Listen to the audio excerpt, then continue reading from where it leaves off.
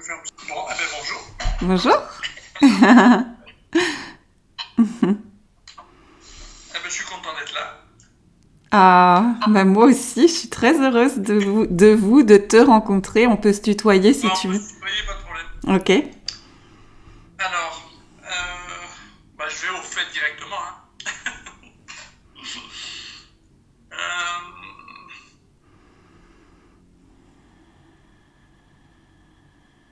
En fait, aujourd'hui, je ne,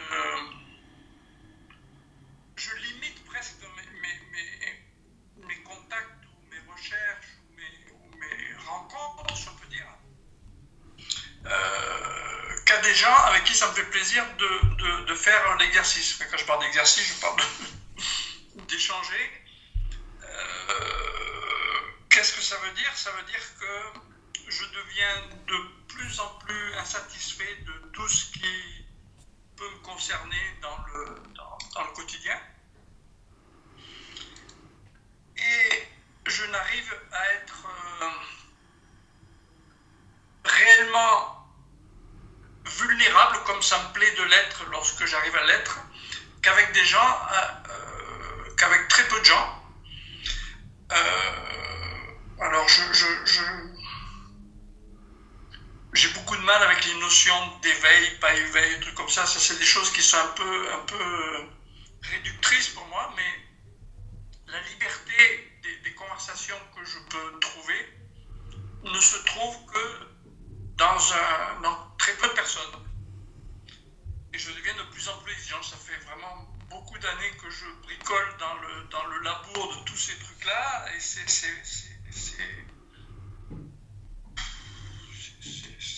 encombrant, ça devient très encombrant, et c'est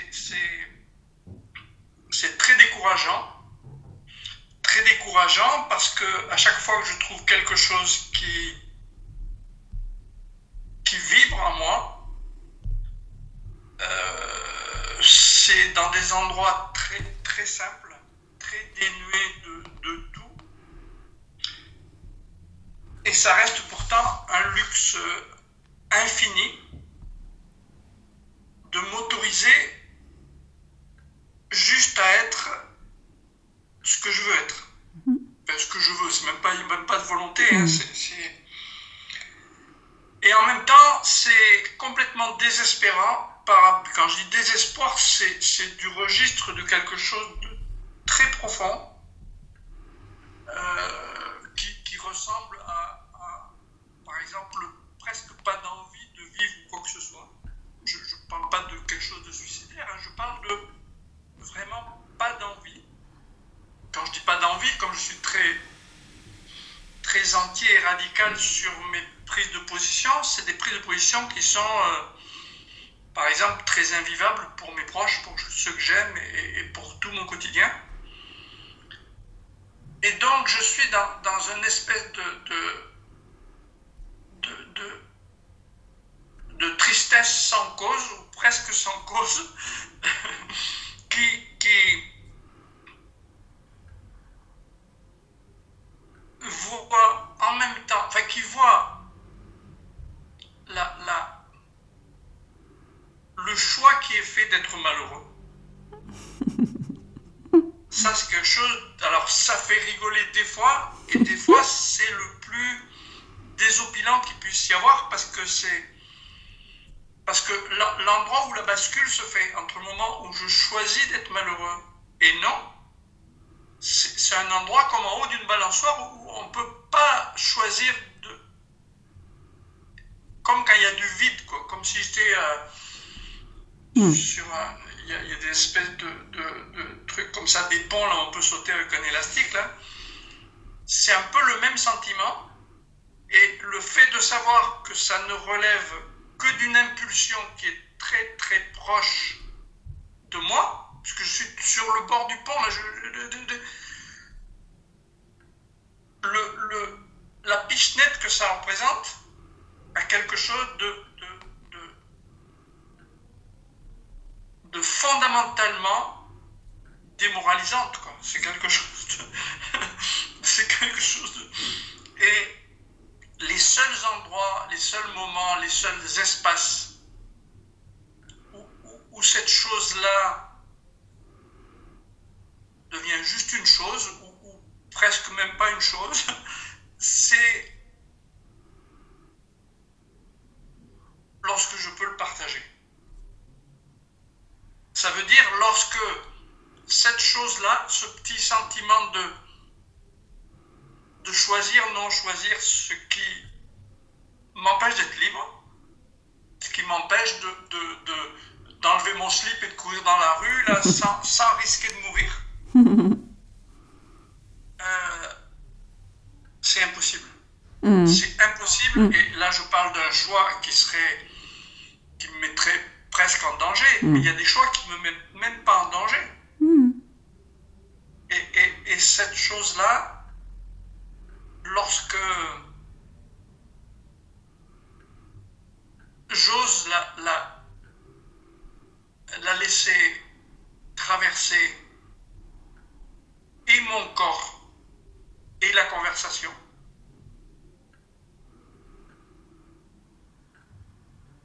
ça s'annule. Et je suis à la fois émerveillé et impuissant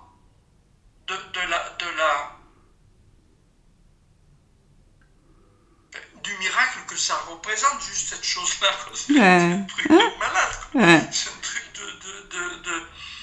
de folie, je sais pas, enfin, pas de folie, c'est beaucoup plus riche que la folie, quoi. Hein. Enfin, quand je dis plus riche, c'est plus large que la folie. La folie, ça serait encore un peu réducteur. Et le luxe que je me permets, alors je me le permets au compte-gouttes parce que ça me coûte presque à chaque fois de l'argent, donc c'est pas tout à fait sans fond. Mais comment dire, l'intuition que j'ai aujourd'hui, c'est que d'entrer en relation avec ce carcan et cette carapace-là, et la traversée de cette carapace, et la relation, parce que si c'est sans relation, ça n'a pas le même effet. Ça n'a pas le même effet. Si c'est pas relationné, si c'est pas partagé, si c'est pas osé au point d'être vu,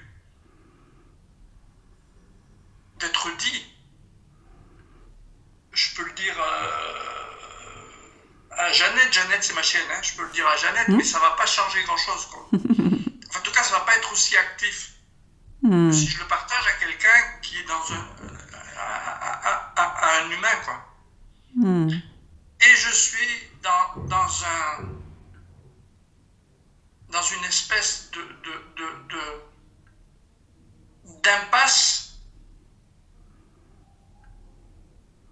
à la fois très souffrante et en même temps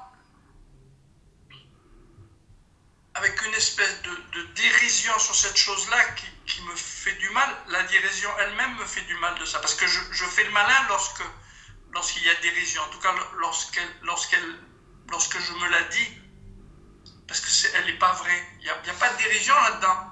C'est juste...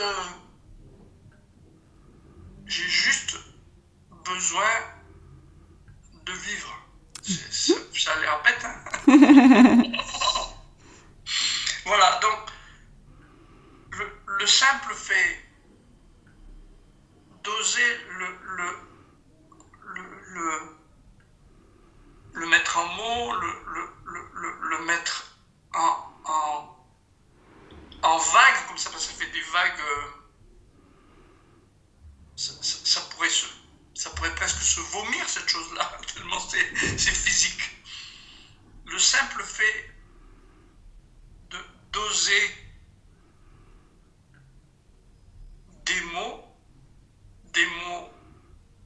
sans intelligence, est quelque chose qui est une espèce une espèce de, on peut pas dire une espèce de bain, comme un luxe que j'essaie de m'accorder, notamment en se rencontrant là. Voilà, une illustration de ce que la profondeur vue ou aperçue me renvoie sur la plage comme ça. Et c'est en même temps tout à fait inutile de le dire, et pourtant c'est indispensable. C'est inutile, indispensable, je ne sais pas dire pourquoi ni comment. Et c'est un grand... C'est déjà une liberté pour moi que de me lancer à le dire, y compris à quelqu'un que je ne connais pas, y compris à une femme, parce qu'il y a une barrière qui est encore plus grande pour moi, et y compris à quelqu'un qui est plus jeune que moi, parce que pour moi dans ma tête, ça ne peut pas exister quelqu'un qui est plus jeune que moi, ça ne peut pas exister. Alors, je ne sais pas pourquoi. Je ne sais pas d'où ça vient. Ça ne peut pas exister. Et je suis déjà, comment dire,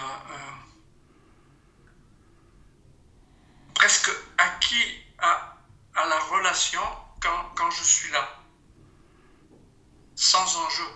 Mais l'enjeu, il est déjà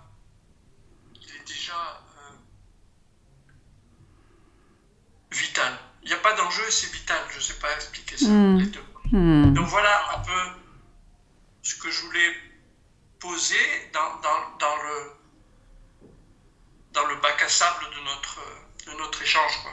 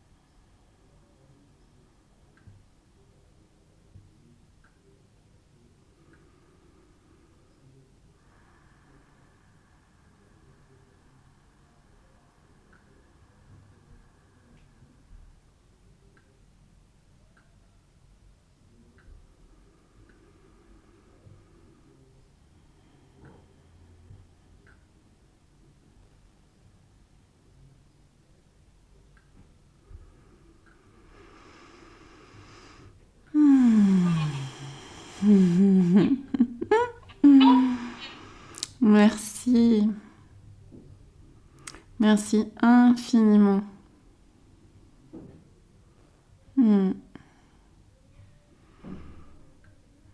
Merci pour ton partage si authentique.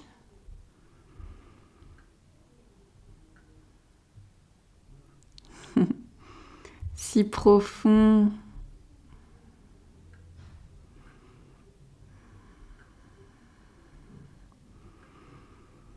Si compassionnel.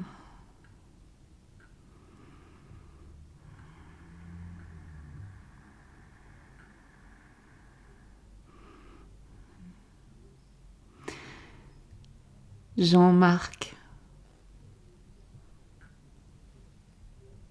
J'y aime. J'aime.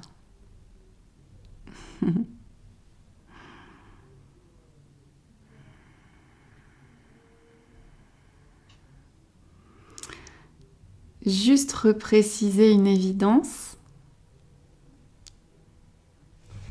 Tu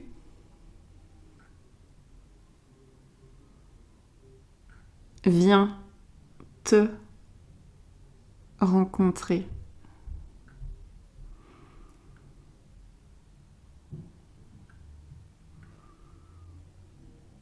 Oui.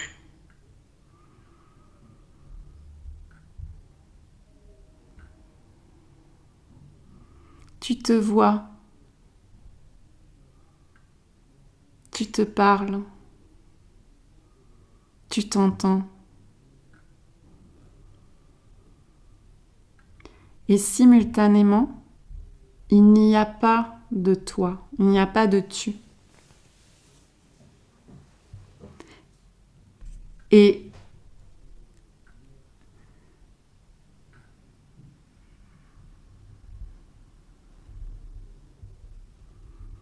il n'y a déjà pas de mots qui sortent. Il n'y a déjà pas quelqu'un qui cherche à comprendre ou à ne même plus chercher à comprendre.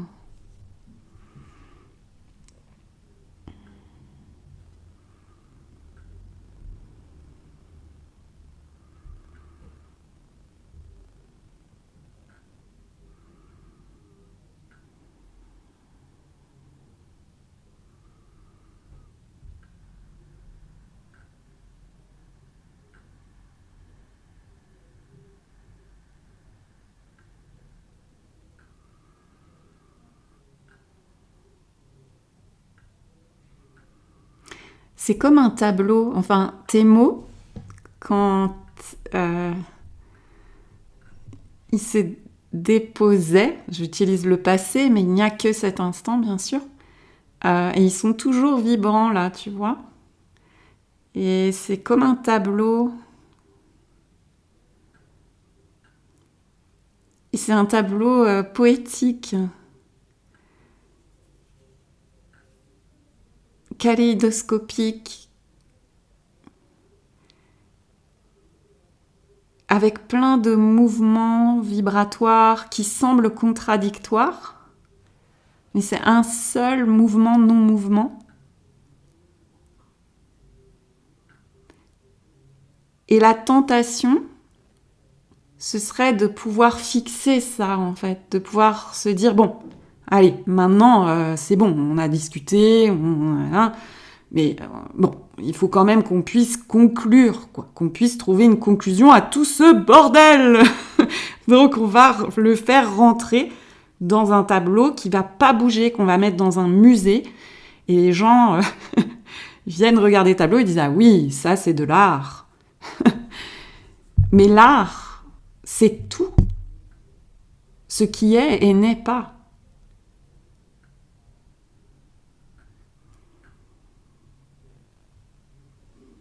Et on ne pourra jamais dompter cet art amoureux que nous sommes. On ne pourra ni le comprendre, ni le dompter, ni même le non-comprendre.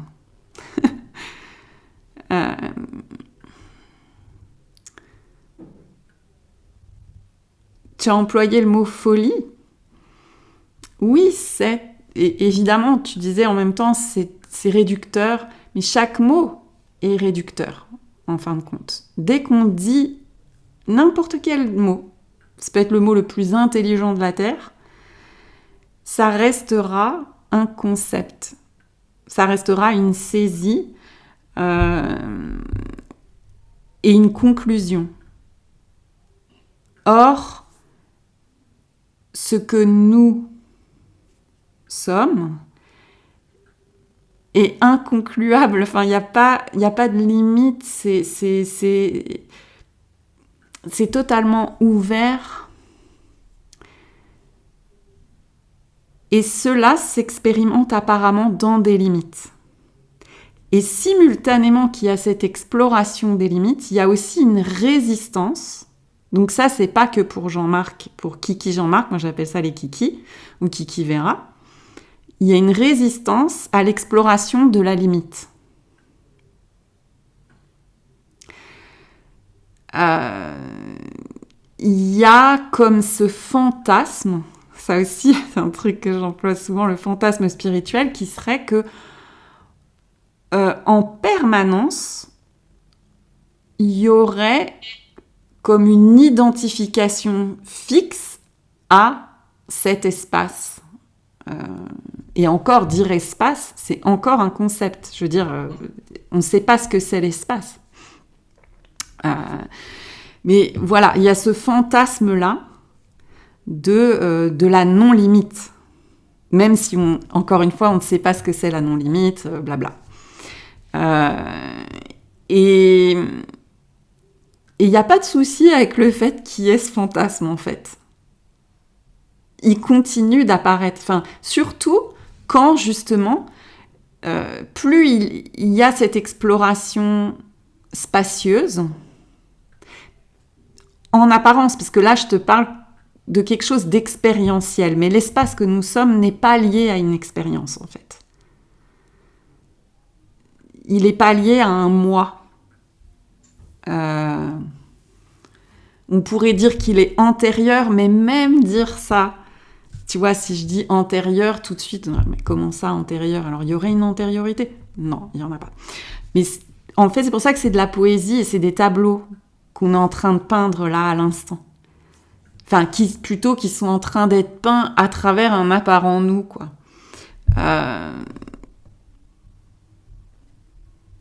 Et c'est tout le jeu de la dualité, quoi, en fait. Et Kiki voudrait transcender totalement le jeu de la dualité. Ce qui est totalement impossible parce qu'il n'y a déjà pas de Kiki et pas de jeu de la dualité. Donc on ne peut pas transcender quelque chose qui n'est déjà pas. Et cela qui est dit ne peut même pas être compris. Même ici, ça ne peut pas comprendre ce que c'est en train de dire.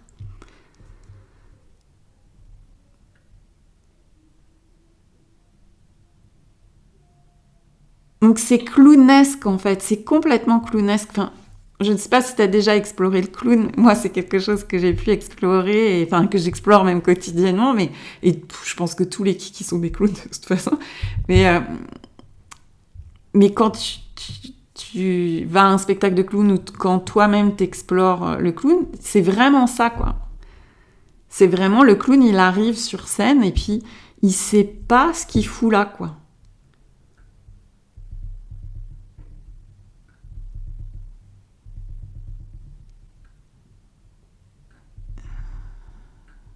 Comme là, par exemple, tu vois, c'est génial. On sait pas ce qu'on fout là, quoi, en fait. Enfin, on est là, enfin, dans l'apparence, il y a cette apparente relation, et tu parlais du mot relation, tu as souvent employé le mot relation tout à l'heure, mais en fin de compte, très concrètement, il n'y a pas de relation, en fait.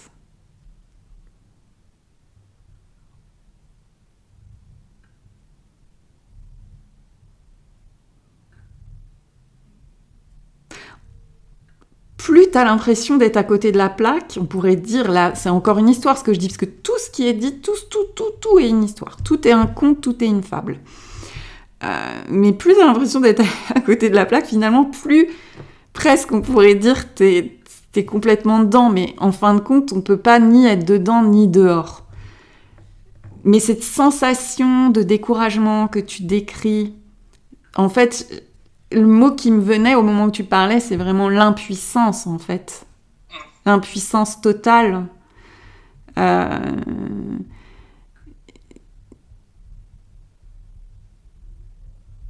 C'est merveilleux, en fait, de t'écouter décrire. Je veux dire, quand tu parlais du luxe, moi aussi, c'est souvent un mot que j'emploie.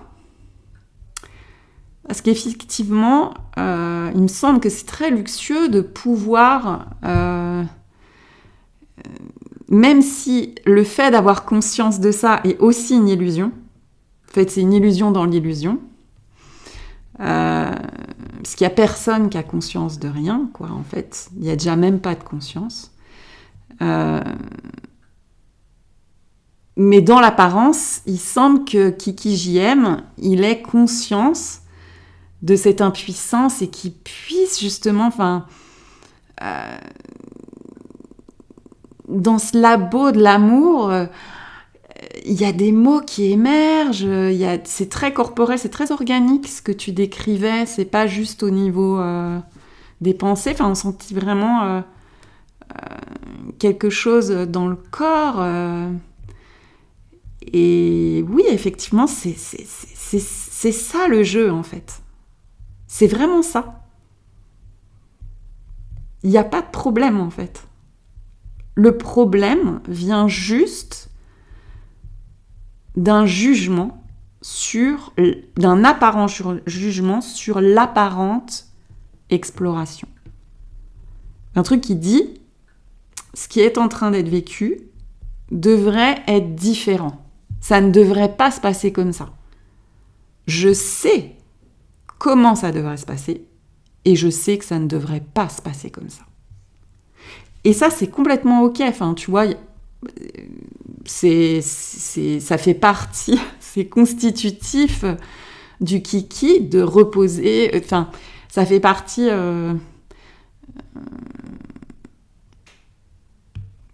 de son fonctionnement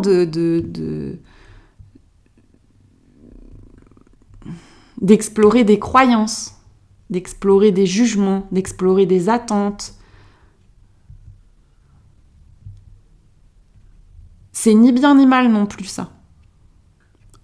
Ça non plus, ça n'a pas besoin de disparaître. C'est-à-dire le fantasme de se dire il ne devrait plus y avoir aucune limite, plus aucune pensée, plus aucune émotion dérangeante, plus aucun jugement, plus aucune attente, plus d'interdiction, d'injonction, de convention, de convenance, de répression. Voilà, ça fait partie des fantasmes et ça fait partie de ce tableau qui se crée et se décrée simultanément.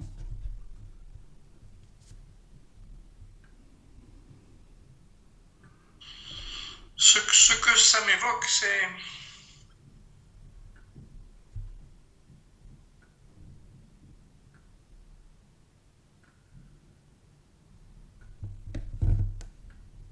si par exemple dans toute la conversation comme ça, je reste la bouche ouverte comme ça. Cette chose-là, c'est quelque chose qui paraît pas difficile à faire. C'est pas difficile à rester comme ça. Pour autant, cette chose-là, elle est difficile à faire je vais redire le mot maintenant, en relation. Oui. Non, mais tu peux le dire, hein. C'est pas interdit. Parce qu'il y a une apparente relation, on peut pas nier. Enfin, là, on est dans une... Ouais, ok. Donc, c'est difficile par de multiples raisons à faire ça. Je le refais juste pour le fun. Ouais. Mais ce que... Alors, je ne sais pas si c'est une croyance ou si c'est une expérience qui me guide vers cette piste-là, c'est que le fait de faire ça, de réouvrir la bouche comme ça en relation avec une personne, avec deux personnes, avec autant de personnes que c'est possible, sans que pour autant je prenne un coup de fusil ou qu'on me raye ma voiture ou qu'il y ait une conséquence négative pour moi. Eh bien ça, cet apprivoisement-là, il est pour moi une nécessité. Ouais.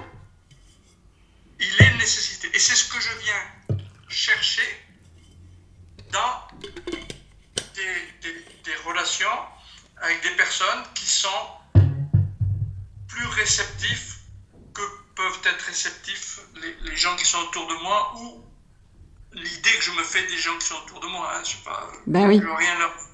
Je vais rien leur enlever ni leur... Mais ce que je leur impose d'être, c'est pas la même chose que ce que je consomme de ce que sont les gens qui me l'autorisent. Et je vois en même temps que cette autorisation-là, elle vient que de moi. Voilà. Il n'y a pas de...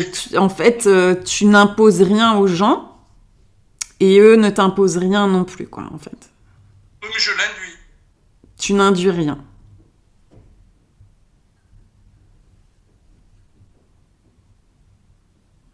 Je n'induis rien, mais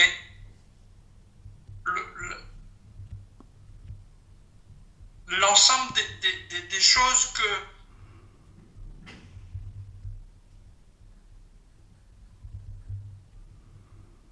qui me conditionnent fait que les gens réagissent comme ça.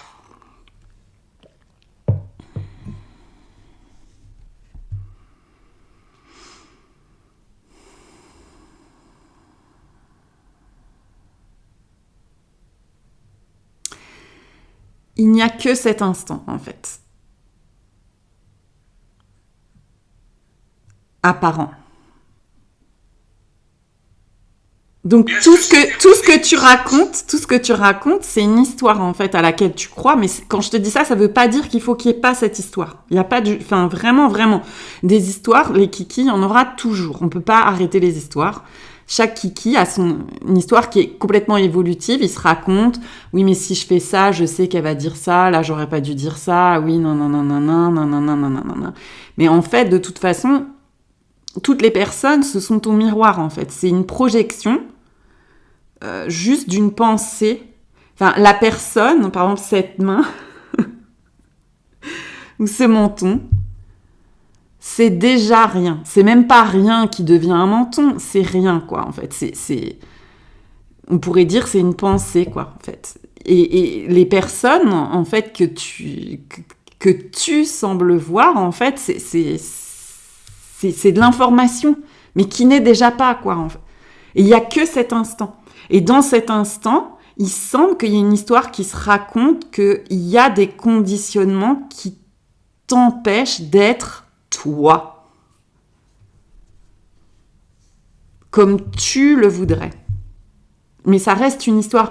Tu me parlais du choix et du fait d'être dans le vide à un moment donné. Enfin, il y a eu tout ce truc du choix, du non-choix.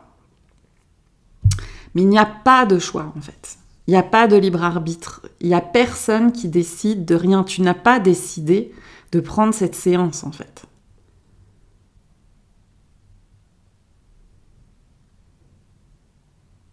En fait, c'est peut-être seulement cette pilule-là qui passe pas. Voilà. Mais ça, c'est pour tout le monde. Cette pilule-là, comme tu dis, elle est Ah ouais, je suis là?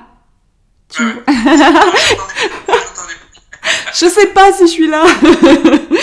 Non, mais en fait, si tu veux, cette pilule, dans l'apparence, parce que, encore une fois, il n'y a personne pour avaler la pilule, ou pour ne pas l'avaler. Mais dans l'apparence, c'est une histoire aussi qui se raconte de, mais putain, mais pourquoi c'est comme ça, quoi?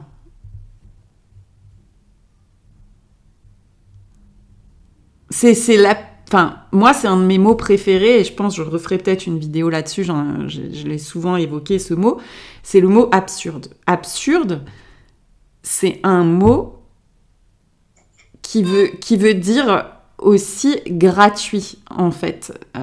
Cette vie, à la fois, ça veut dire le non-sens, mais ça évoque la gratuité de cette vie que nous sommes, en fait. Il n'y a pas de sens à cette vie. Il y a simplement ce qui apparaît. Et on essaye de raconter. À partir de ce qui semble apparaître, il semble que quelqu'un se saisisse en disant « ça m'apparaît à moi ». C'est à moi que c'est en train d'arriver. C'est ma vie. Et il faut que je comprenne pourquoi c'est en train d'arriver comme ça, pour ne plus que ça arrive comme ça, pour que ma vie soit mieux que ce qu'elle est en ce moment. Donc plus tard, ma vie va être beaucoup mieux que maintenant. Mais il n'y aura pas de plus tard, il n'y a pas eu d'avant.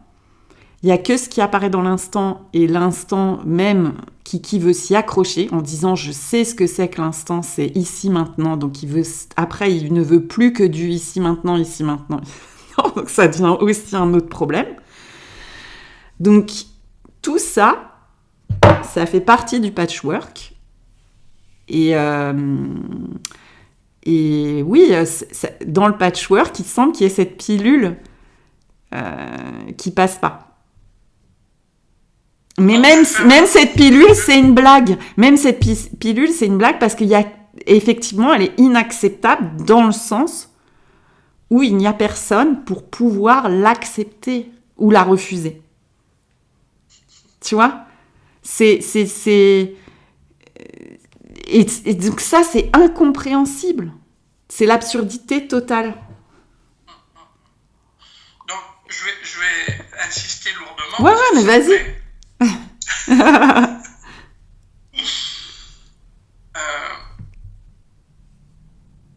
En ce moment, par exemple, je suis dans une phase où l'exercice, pour moi, c'est un exercice d'écoute du corps. Donc j'écoute le corps de façon avec une technique plusieurs techniques différentes, mais peu importe, l'objectif c'est d'écouter le corps. Et alors je deviens expert en écoute du corps de Jean-Marc.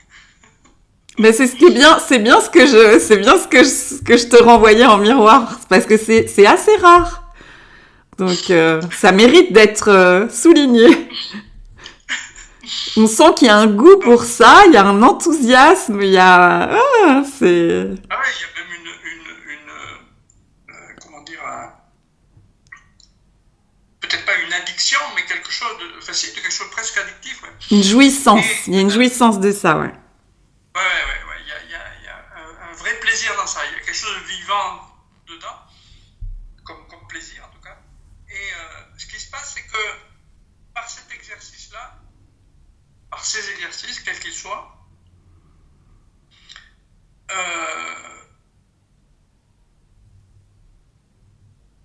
l'écoute devient active. Ça veut dire que, par exemple, ça peut déclencher quand il y a une certaine lourdeur à certains endroits, par exemple, type même digestif, en allant écouter cette chose-là, mais pas seulement là parce que c'est ramifié partout ça, dans les oreilles, peu importe, ça a pour effet, l'écoute, elle n'est pas que passive, elle est également active quelque part. Donc, autrement dit, elle permet des choses. S'il y avait un magnétophone à côté de moi, par exemple, je pourrais entendre les bruits de mon ventre qui, du coup, sont déclenchés par cette écoute-là. Autrement dit, il y a un effet concret.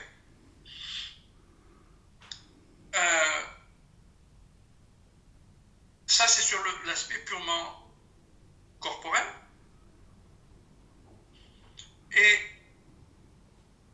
la même mécanique, chaque est un peu plus subtile et un peu plus difficile à décrire, mais elle existe également dans le mécanisme des pensées. Dans le mécanisme de qu'est-ce que c'est qui forge mon truc, de comment je réagis comme ça. Ok. Ces mécaniques-là, ces mécanismes-là, qu'ils soient le gargouillis qui se fait dans le ventre, ou le fait que telle ou telle chose devient plus fluide à penser ou à agir, cette chose-là,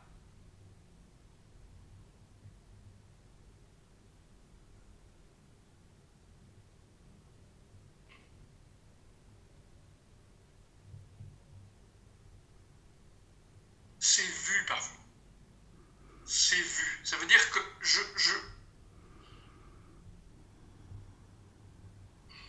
sais pas comment le décrire, mais ça m'émeut même tellement c'est beau de mécanique, quoi. Il y a une mécanique de vue de cette chose-là qui fait que je ressens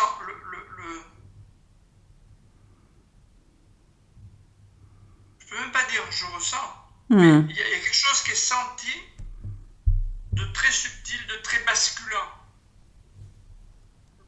Quand on dit basculant, c'est ça qui est questionnant pour moi. Parce que je ne sais pas si c'est de la masturbation d'aller voir ce basculement-là, juste pour aller voir quelque chose qui se bascule,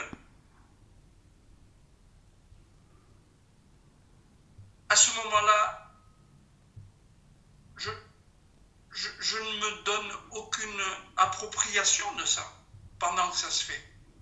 Mais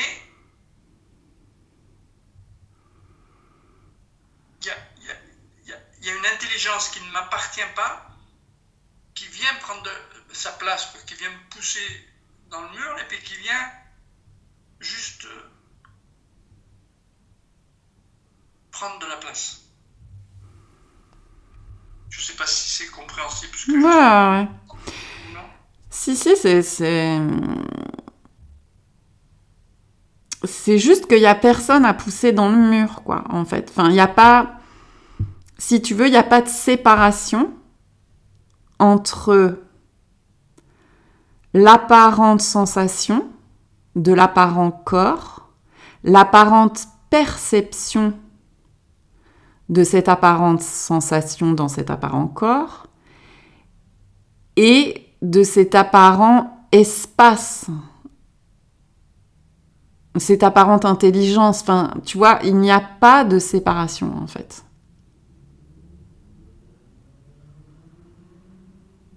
Ça, il m'arrive de m'en rendre compte. Mais il ne t'arrive pas. Il ne t'arrive pas.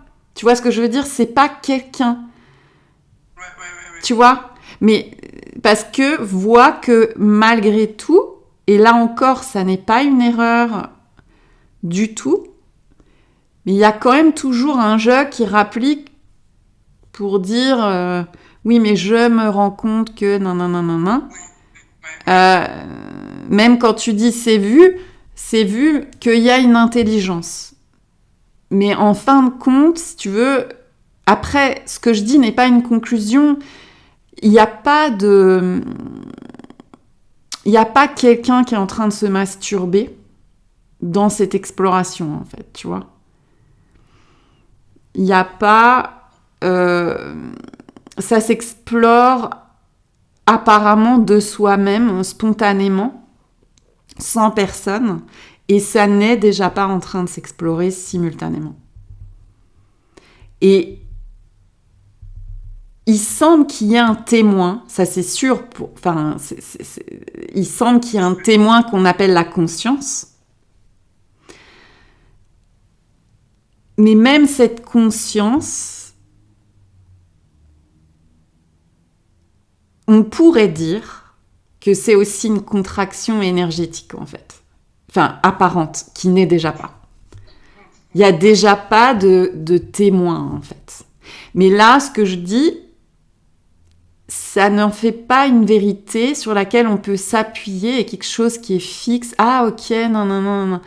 Non. C'est juste que là, voilà, par ricochet de ce qui vient d'être dit, apparemment, il y a ça qui émerge, mais ça n'en fait pas une vérité. Et en fin de compte, si tu veux, ce dont tu témoignes, c'est que, voilà, il y a un goût qui se manifeste apparemment chez Kiki JM de cette exploration, qu'elle soit au niveau des pensées, au niveau des sensations, au niveau des émotions, et de voir, ah tiens, c'est marrant, là, si le focus, il y a aussi un goût pour où est le focus. Tiens, le focus, il est là. Ah, mais après, il y a focus sur le focus. Tiens, il y a un focus. Et puis, ça joue comme ça, comme un enfant. Tu vois, quand tu vois les enfants sur les tapis d'éveil, c'est exactement pareil. Les tapis d'éveil, les bébés, c'est vraiment fascinant. Et d'ailleurs, nous aussi, on adore. Enfin, moi, j'adore, même si... si je me retrouve devant un tapis d'éveil, je trouve ça génial, quoi. Enfin, et puis, dans la nature, on est comme ça. On voit... là, juste avant, j'y étais... c'est vraiment le gros kiff, quoi, d'aller mettre ton nez dans les fleurs, de toucher telle écorce. Donc, c'est complètement naturel dans l'apparence, encore une fois. Et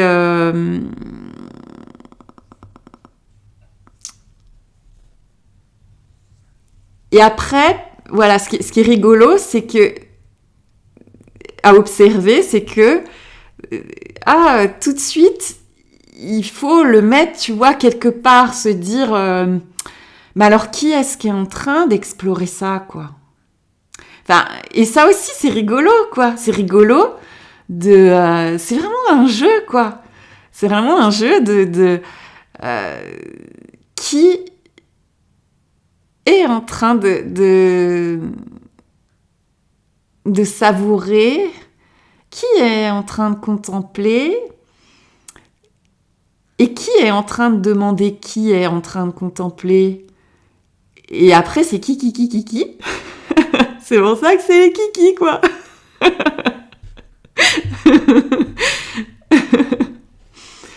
Parce qu'il n'y a pas de réponse, en fait. Donc c'est ça la pilule dont tu parlais, c'est qu'il n'y a pas de réponse. Il n'y a pas de début et il n'y a pas de fin à cette exploration. Tu vois, tu n'as jamais commencé à explorer et tu finiras jamais. Parce que tu es l'exploration en entier. Tu es la totalité. Donc c'est inimaginable, c'est inconcevable. Même tous les scientifiques de la Terre, tous les philosophes de la Terre, tous les métaphysiciens de la Terre, tous les plus grands religieux, les plus grands maîtres, personne n'a la réponse. Et c'est ça la beauté. La beauté de cette vie, c'est qu'il n'y a pas de conclusion, il n'y a pas de réponse. C'est un mystère total. Et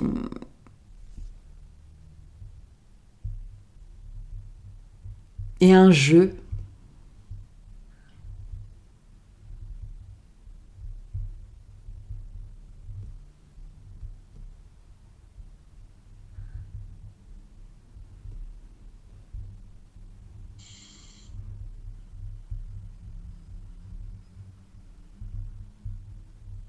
Et chaque personne, quand tu parlais de la relation, ce qui est précieux dans l'apparente relation, c'est que elle vient te miroiter cette croyance en la séparation.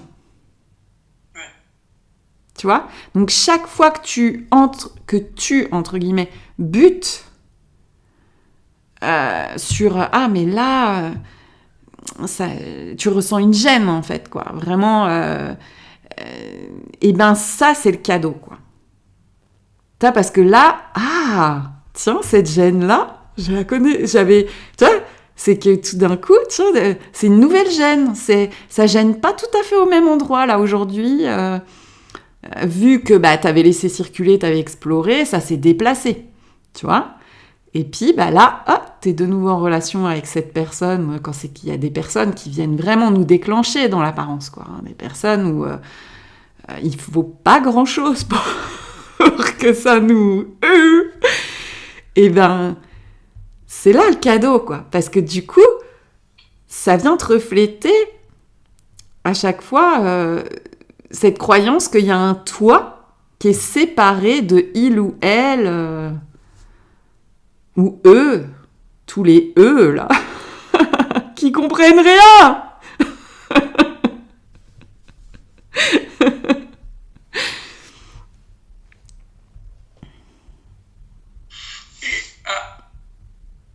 À contrario aussi, je ne sais même pas si c'est à contrario, mais en tout cas c'est jouissif aussi pour moi, c'est que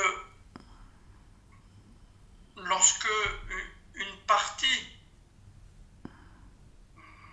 Alors moi je continue à raisonner à partir de moi. Hein, oui, mais de toute façon, ça, il n'y a vraiment pas de souci. Hein. Moi, s'il y a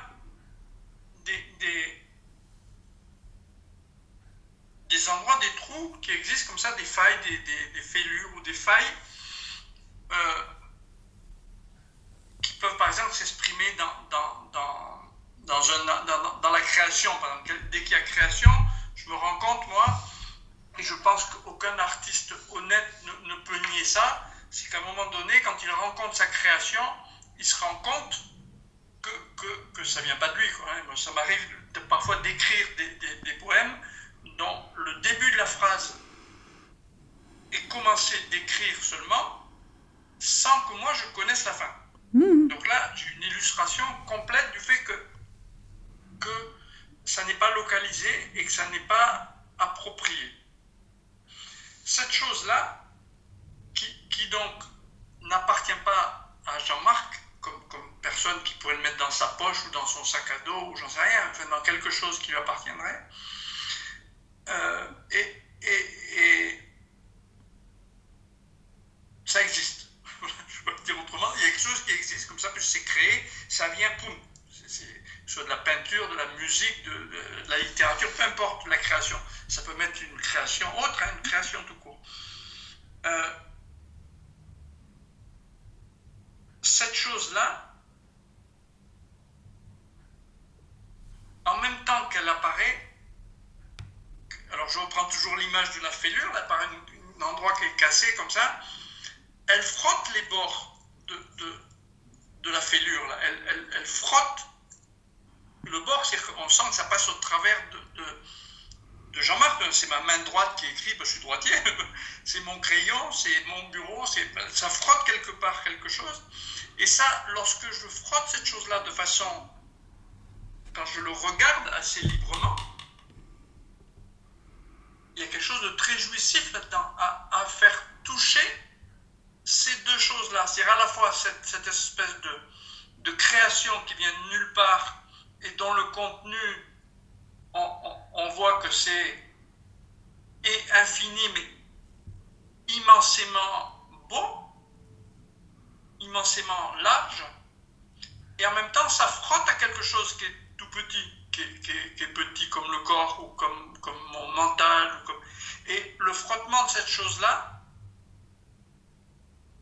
pour moi, alors je ne sais pas si c'est une croyance ou si c'est une réalité, mais désamorce ou donne moins de force à la croyance de l'appropriation. Autrement dit, à chaque fois que je me reconnais dans cette expérience-là, que je me sens frotté de façon très intime, parce que c'est très très intime cette chose-là, mais c'est plus intime que ce que partagent le plus souvent les gens entre eux quand ils croient que c'est de l'intimité. C'est beaucoup plus intime que ça encore, et dans cette intimité, qui m'émeut rien que d'y penser, il y a pour moi une source d'énergie où je peux aller chercher, trouver un truc où une espèce de courage d'oser le faire se met en place et s'élargit. Et ça s'élargit quand j'ai des expériences comme celle-là, ça s'élargit d'une façon que ça ne se referme jamais autant que c'était fermé avant. Quoi. Et autrement dit, juste pour matérialiser, et j'ai besoin de me rassurer en matérialisant, pour matérialiser, par exemple, notre échange. Quand je dis de matérialiser, ça veut dire lui donner une forme comme, je sais pas, comme un caillou ou quelque chose, comme quelque chose qui existerait. Eh bien,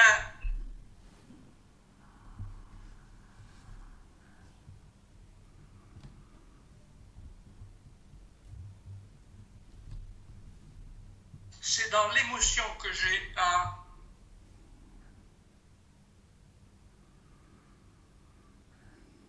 me sentir le droit de dire ce que je dis.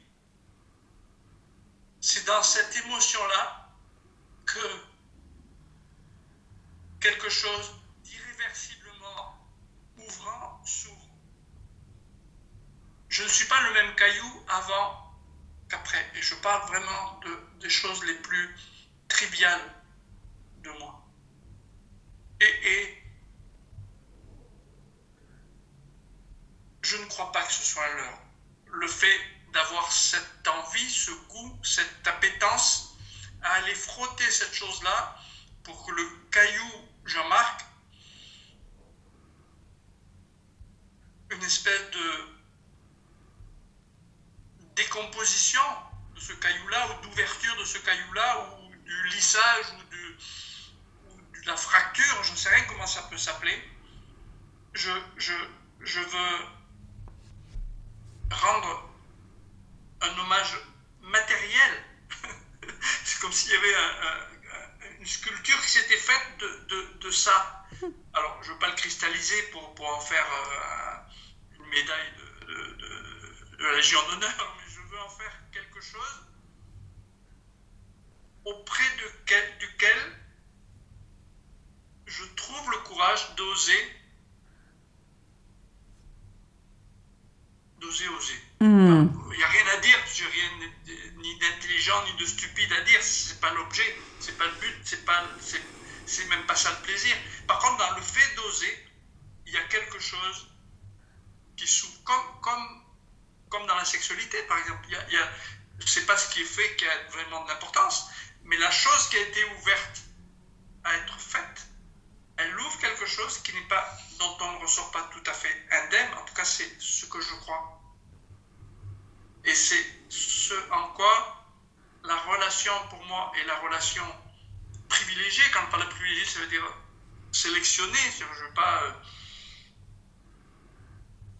vais pas faire l'échange qu'on fait là maintenant, n'importe où, ni n'importe comment, ni avec n'importe qui.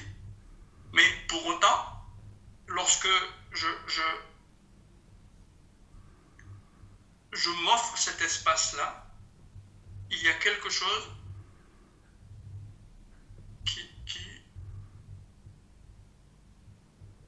qui a plus le droit d'être idiot que la minute d'avant. Plus le droit de quoi ? Ça me donne plus le droit d'être stupide que la minute d'avant.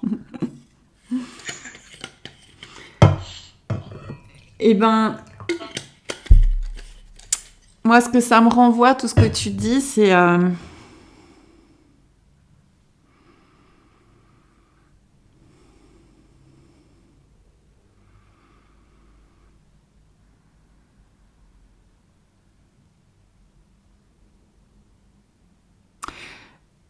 on parlait du sens de la vie, et effectivement, même, enfin, ça c'est aussi souvent quelque chose qui est partagé ici, c'est que même si la vie n'a aucun sens, comme dit Lewis Carroll, qu'est-ce qui nous empêche d'en inventer un ? Et donc, si Kiki JM, il trouve un sens à sa fêlure, à frotter sa fêlure, à voir, à l'observer, à en prendre soin, et ben voilà, c'est ça qui... Et à la révéler. À la révéler, à l'exprimer, à la matérialiser, comme tu disais, à en faire un chef-d'œuvre. Oui. Eh bien, c'est ça justement le jeu de la dualité. C'est chaque kiki est unique, chaque fêlure de chaque kiki est unique, et c'est une surprise justement de cette fêlure apparente.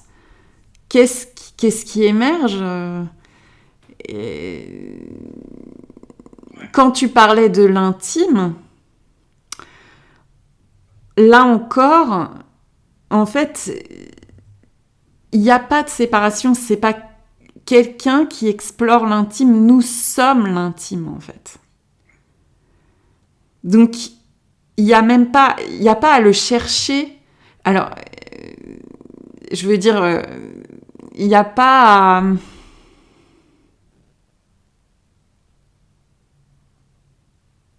Il est tout, en fait. Et donc, la création, l'art, pour moi, nous sommes vraiment des artistes de l'amour. Il n'y a que ça, il n'y a que l'amour. Et on ne décide pas de... Voilà, la respiration, elle se fait toute seule. Chaque respiration est un chef-d'œuvre. Chaque respiration est tellement unique. L'air a une façon de circuler à chaque inspire et à chaque expire qui ne sera jamais pareil. Là, par exemple, si tous les deux on inspire en même temps et on expire,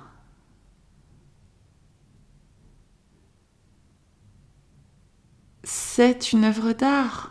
C'est la sensualité, l'intimité à l'état pur. Personne n'a besoin de contrôler, personne ne pourra contrôler. Et comme le battement du cœur, si on met nos mains sur notre cœur.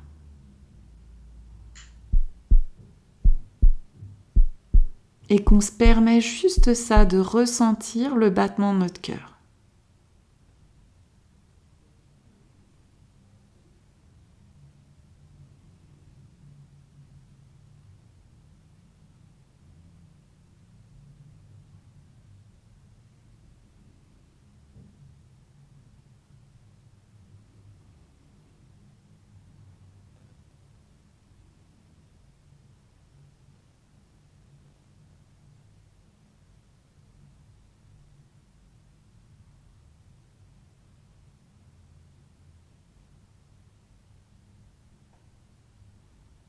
Et c'est évident que le temps n'existe pas. C'est évident que nous sommes l'éternité.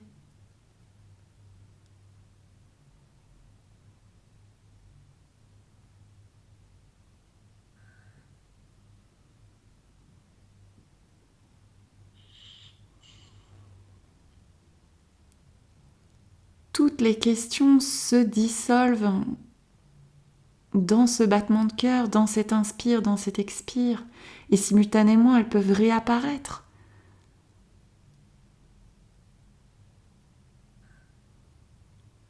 Cette exploration est abyssale. On pourrait passer, entre guillemets, notre vie simplement sur l'exploration de l'inspire et de l'expire, et de l'espace qui existe apparemment entre cet inspire et cet expire, ce suspens. On pourrait passer notre vie à simplement explorer le battement de notre cœur. J'allais dire, on ne s'ennuierait pas une seule seconde, parce que c'est un dévoilement intime. Et en même temps, quand tu évoquais l'intimité, ce que j'ai cru percevoir en miroir, c'est une apparente recherche dans l'intimité aussi d'une intensité. Oui. Il y a une recherche d'intensité. Donc là encore, il n'y a pas de jugement là-dessus, mais c'est intéressant d'observer ça parce que ça aussi, ça fait partie, tu vois, un peu du package, du fantasme de toujours rechercher des sensations intenses, en fait. Mais là, il n'y a pas non plus à se dire qu'il ne faudrait pas qu'il y ait ça, mais c'est intéressant. Voilà,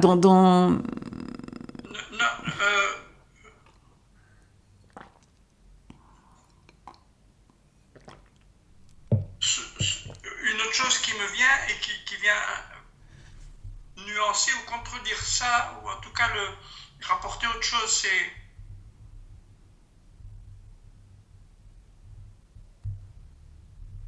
l'idée que tu as soulevée tout à l'heure, qui consiste à trouver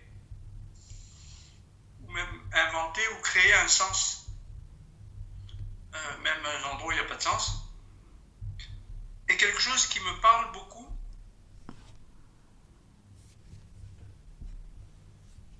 Et dans lequel l'expression de ce qu'est ma forme trouve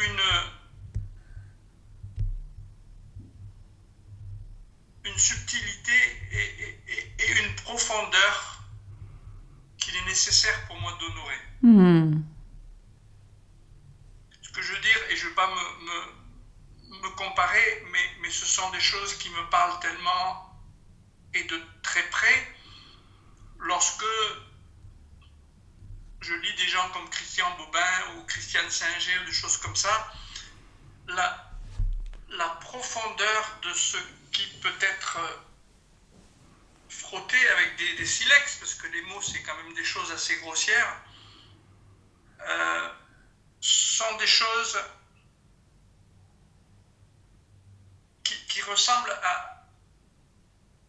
à des coquillages dont je connais déjà le sel, quoi. C'est un peu Et je le dis en toute absence d'humilité parce que c'est là-dedans que quelque chose qui se reconnaîtrait en moi a besoin de place. Et donc,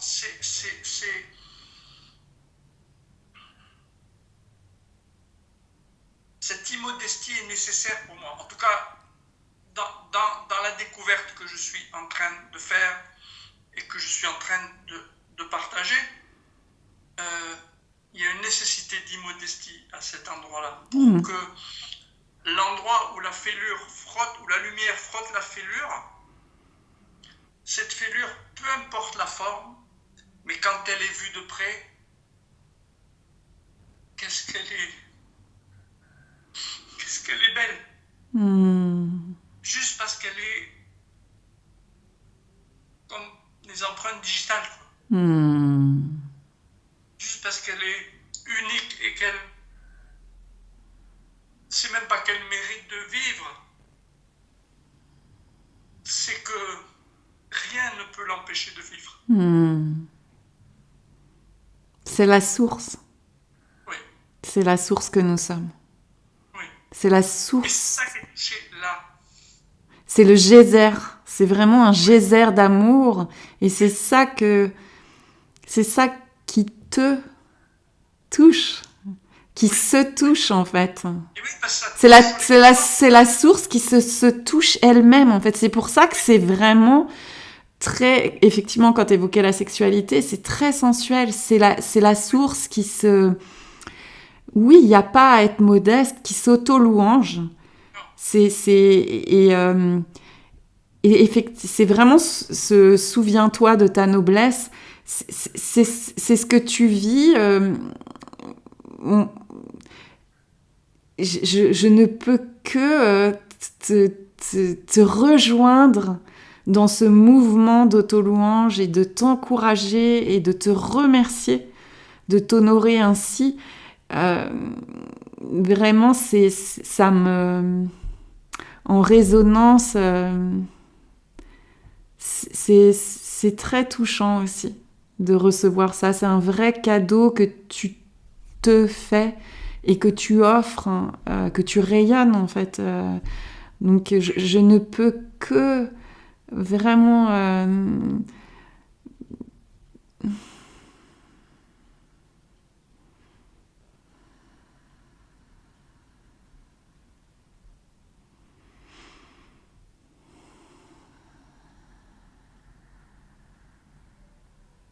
respirer.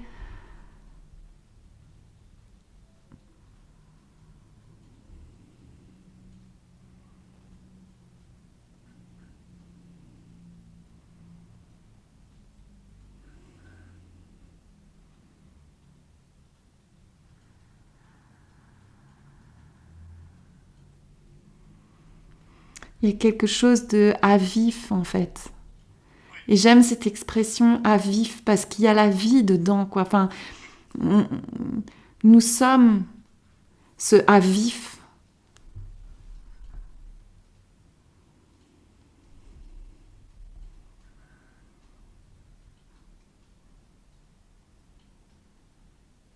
Nous sommes tous des frères et des sœurs de cette brèche originelle. C'est ça quand tu évoquais Singer ou quand tu évoquais Bobin, c'est parce que ce sont des canaux, on est tous des canaux, des love channels, des canaux d'amour, et c'est vrai qu'il y a des personnes, chacun a sa façon, comme on disait tout à l'heure, de l'exprimer. Il y en a, ça va passer par des mots, et c'est vrai que, par exemple, Bobin ou Singer, ils ont comme toi-même, apparemment, tu as cette capacité et ce goût des mots. Tout le monde n'a pas le goût des mots. Voilà, c'est un don. C'est un don, donc c'est un don pour toi, c'est un don pour la vie que tu es, pour tout ton entourage. Et comme tu disais tout à l'heure, c'était très juste voilà, de cette brèche qui s'élargit, qui semble dans l'apparence en fait, parce qu'en fin de compte, cette brèche, c'est déjà la lumière qui joue à s'ébrécher, mais dans l'apparence, elle joue effectivement, elle semble s'élargir, et c'est ça dont tu témoignes en fait, et dont tu peux avoir... en fait, pour moi, nous sommes la foi enfin, c'est même pas avoir la foi. Pour moi, c'est que nous sommes la foi. Et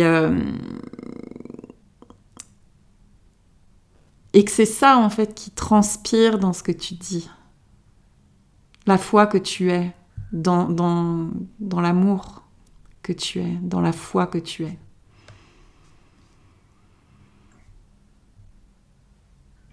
L'image qui me vient, c'est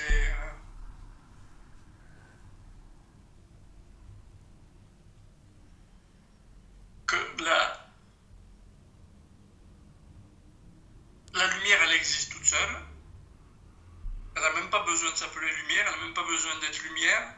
Mais quand elle passe à travers une forme ou un besoin de forme, je ne sais pas comment ça s'appelle, c'est là où elle rencontre des gouttelettes d'eau qui la fait arc-en-ciel, quoi. Parce que s'il n'y a pas le croisement de ces gouttelettes d'eau avec cette lumière, c'est une lumière, quoi. C'est pas aussi lumineux et aussi rayonnant et aussi largement coloré que l'arc-en-ciel le dit, quoi. C'est tout bête, hein, c'est tout bête. C'est tout bête et je vois, à tort ou à raison, et ça m'importe assez peu, la nécessité de ces gouttelettes d'eau. Ne serait-ce que pour me rassurer à voir quelque chose de lumineux et de beau. Comme quand je vois une chenille qui devient un papillon, ça m'arrive d'en pleurer juste l'idée, quoi. Bah bien sûr. Oui, mais il y a... Et encore ça, c'est compliqué. Il y a des choses encore plus simples qui sont tout aussi magiques, quoi. Ça, c'est déjà élaboré comme exemple. Il y a des exemples encore plus simples, quoi. Bien sûr, mais il n'y a pas à... Il n'y a pas à supprimer...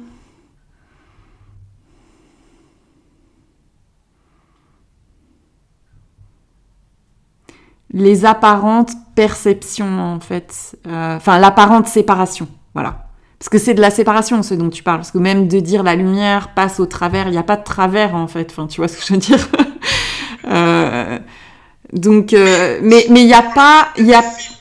Voilà, la beauté de cette apparente expérience de séparation, puisque en fait, là, par exemple, on a le plaisir, tu vois, moi j'ai le plaisir de voir ton sourire, j'ai le plaisir d'entendre ta voix, donc il y a une apparente séparation, tu vois. Et c'est ça c'est la jouissance, quoi. C'est que effectivement, quand tu vois le rayon de soleil sur ta peau, que tu te mets, en fait, tu vois, dans la douche de lumière, là, quand le soleil, il perce. Mais c'est ça, tout le jeu, il est là, quoi. De se dire, oh mon Dieu, mais tu viens me chauffer, là. Moi, j'arrête pas de lui parler au soleil, quoi. Je l'appelle Marcel, parce que comme il y a cette expression de dire, vas-y, chauffe Marcel. Du coup, à chaque fois que je le vois, je dis, bon, allez. Donc du coup, j'entame tout un dialogue toute la journée avec Marcel. Des fois, je l'engueule, des fois. Mais voilà, tu vois. Et moi, par exemple, je sais que je parle avec tous les objets, tout le temps, depuis toute petite. Ça s'est toujours fait comme ça. Pour moi, il n'y a pas d'objet. Enfin, je veux dire... Donc, c'est des amis, c'est des amours. Et voilà, c'est l'écho amoureux, le reflet amoureux.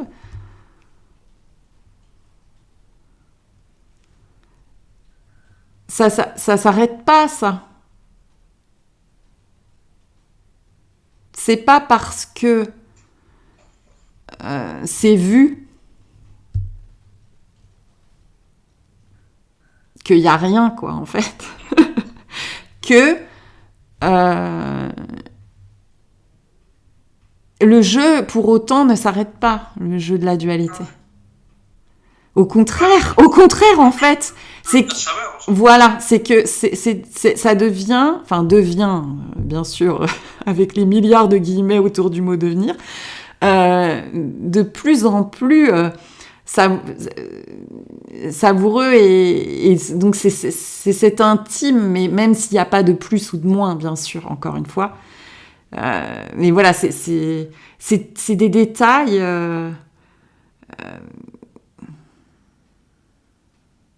Toujours plus fins, quoi, en fait. Ouais. Alors, ce que je te propose,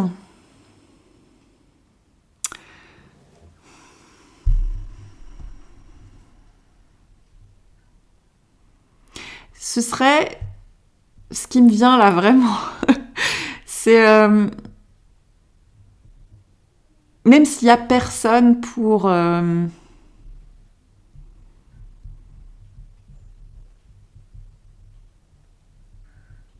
explorer cela. Mais le jeu là qui me vient, c'est vraiment de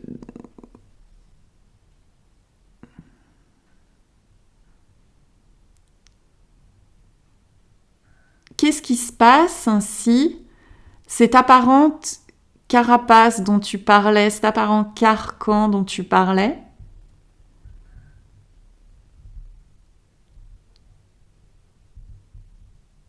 là on respire avec ça, avec comment ça se manifeste là à l'instant, sans mettre de mots. Hein. C'est-à-dire le but là, c'est pas que après on va, parce que tu vois, je regarde aussi le temps linéaire. Donc le but c'est pas que après on va faire un débrief, ou alors ce sera peut-être un mot, tu vois, mais pas on va pas refaire tout un long débrief de ça.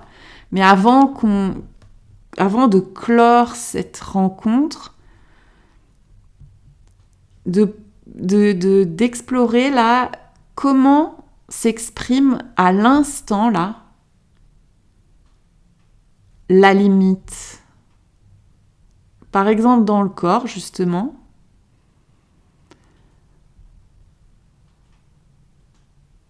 Donc à quels endroits du corps se poétise, s'exprime, se jouit, se joue, se texturise cette limite. Sans mettre de mots. S'il y a des mots qui apparaissent à l'intérieur, c'est ok, il n'y a pas non plus à les réprimer.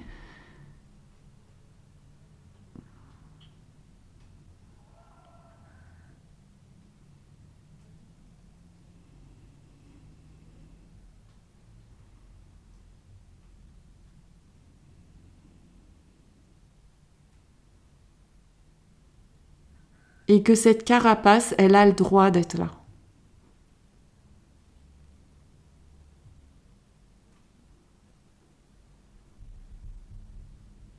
On n'est pas en guerre contre l'enveloppe.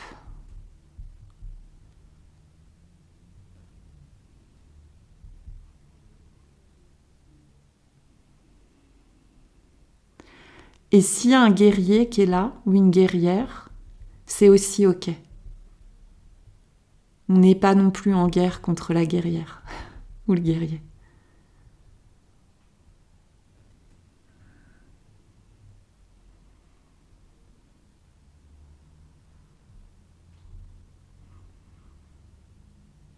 Tout cela respire.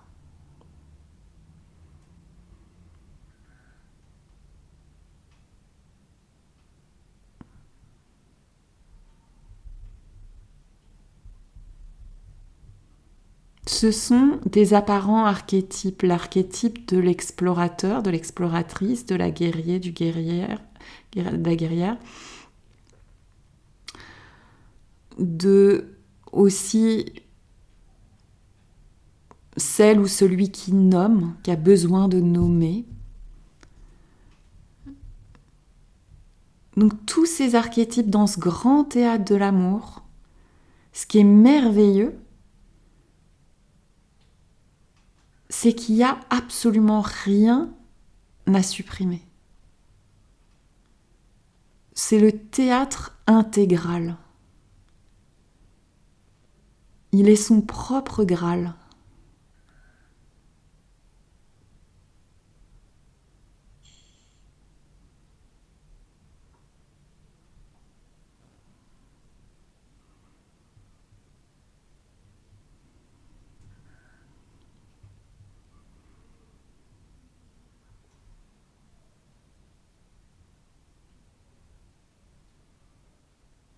Et chaque rencontre apparente, chaque relation, ce qui est magnifique, c'est que ça vient mettre en lumière, tiens, aujourd'hui, c'est cet archétype qui est mis en lumière. C'est cette limite qui est mise en lumière. Et on ne sait jamais.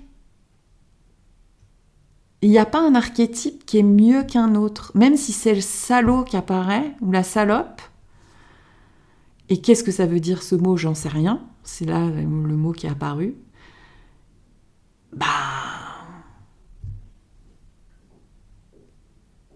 Dans les contes, dans les films, il y a tous les rôles.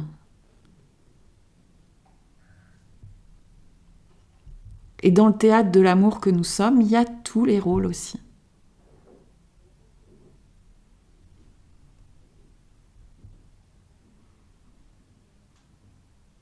Et la pièce, le spectacle, n'a pas de début, n'a pas de fin. Simultanément, il n'y a pas de spectateur, il n'y a pas d'acteur, il n'y a pas de projo,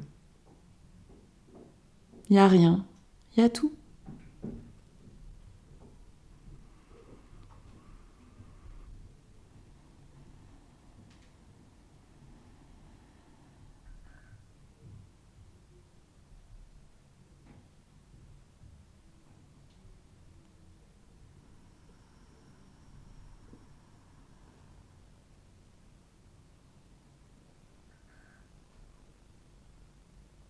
Harmonia Mundi.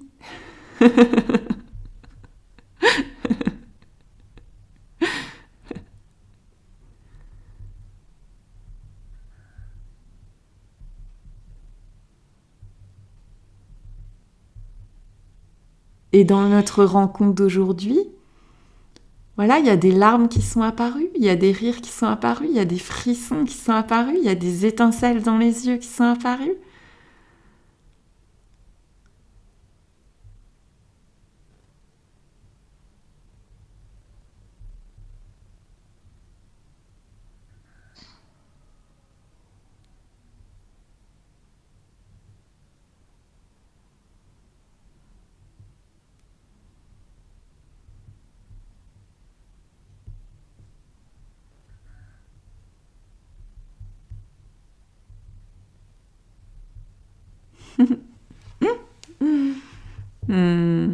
Alléluia.